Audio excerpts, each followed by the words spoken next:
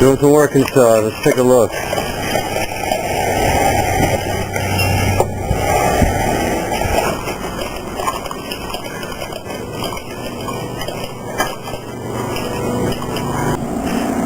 Alright, there we are, insulated. And we are installing mold resistant half-inch drywall.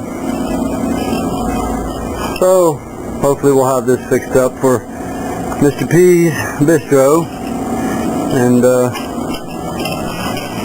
we'll be right back in business. Bathroom ceiling is coming out. They're coming out. That one there is coming out. Replace the new. And there's the man of the hour right there. I need to do some measurements. Spray white. Oh yeah, smells bleachy in here. There's the bathroom ceiling. That's good. So we want good pictures of it. Yep. There's the other one. Okay. Just finish tearing the insulation out. Alright, there you go. Drywall done. First coat of skin coat on there. 2 bathrooms and a kitchen area. Lights are already installed. We always talk to them. Another bathroom? No problem.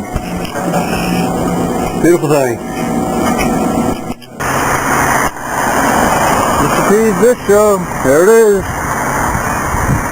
Southport, North Carolina.